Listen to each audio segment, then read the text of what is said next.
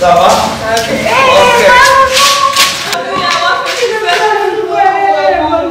Fazia retrouve Anuela, son amie, après un mois de congé. Ces deux centrafricaines se sont rencontrées dans ce centre de formation professionnelle de l'Association internationale pour le développement et la paix en Afrique, IAPEDA, fondée par le Rwandais Jean-Vivian Habyalimana.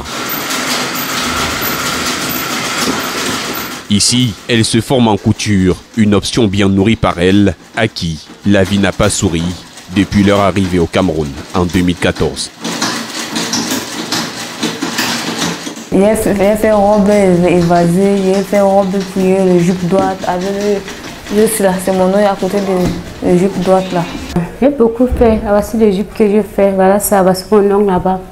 Donc merci Dieu, merci. Evelyne est leur professeure. Elle est réfugiée centrafricaine au Cameroun. Depuis 8 ans, elle a su se démarquer dans la couture et aujourd'hui, elle est femme réfugiée volontaire au service des autres. Étant à Centrafrique, j'ai l'habitude de me battre. Je travaille là-bas. Mais étant ici, je vois que Cameroun est dur. Je ne peux pas rester comme ça. Étant au côté anglophone, je vivais avant tout à Bamenda. C'est là-bas que j'ai appris la couture. Et étant ici à Douala, j'ai constaté que les réfugiés souffrent beaucoup.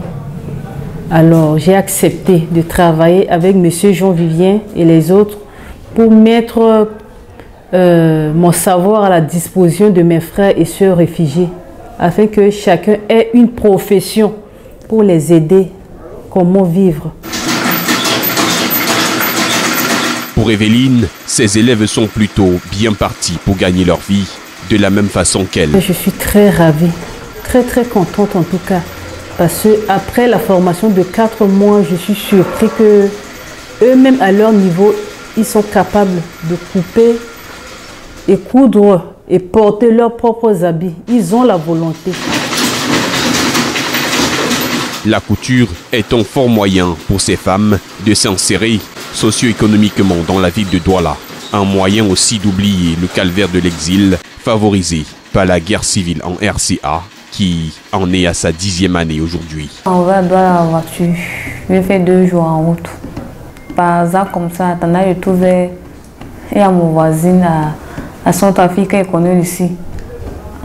À tant que je dors chez elle pendant 1 mois et demi.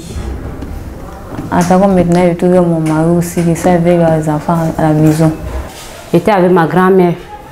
Elle était en vie. Elle n'est pas encore décédée, 7 ans. Je suis arrivée avec elle ici. Ma mère elle est partie, elle est sortie, elle est allée à Tchad. Donc, jusqu'à... Donc, ma mère, elle aussi, elle a beaucoup souffert. Elle était même enceinte. Jusqu'à... Elle aussi comme ça, pour marcher. Elle aussi, elle a fait l'effort jusqu'à elle est venue ici à Douala. Donc, on est ensemble avec elle maintenant. Comme ça, elle a perdu sa mère aussi. J'ai perdu ma grand-mère. Donc, tout ça, ça m'a dérangé, ça m'a fait... Donc, je ne connais pas comment elle... Il pense que ma vie est finie là. Je ne connais pas quoi faire. Mais les gens me parlaient, il faut qu'il ne soit pas découragé, sois courageux, ne fais pas ça. Donc, tu es encore jeune fille, ton vie est encore là. Ne dis pas que ta vie est finie, je suis finie. Non, je dis ok.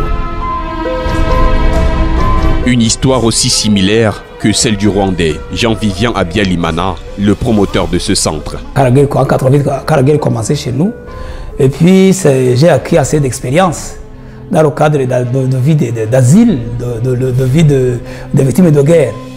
Après, j'ai travaillé également au Zaïre, encore avec des réfugiés, dans les camps de réfugiés. Je suis encadré des camps.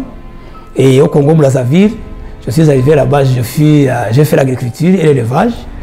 Toujours dans le sens de comprendre que je dépends d'abord de moi-même, avant de dépendre de HCR, de quoi.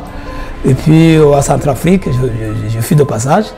Arrivé au Cameroun, le chômage m'a pris.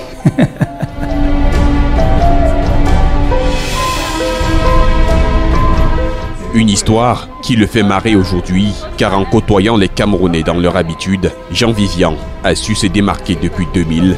Et aujourd'hui, il est au service des autres communautés. Le temps est un peu court. Nous avons des filles déjà installées en couture. Après 4 mois, déjà, d'autres ont commencé à payer les machines ou bien demander les machines pour s'installer à la maison. Mais il viendra continuer ici pour terminer le cycle prévu.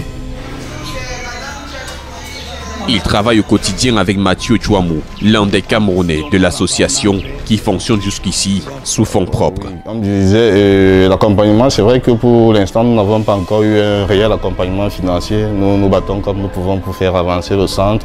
Mais déjà sur le plan professionnel, le plan administratif, nous voulons dire toute notre gratitude au ministère de la formation professionnelle qui a bien voulu nous accorder un agrément.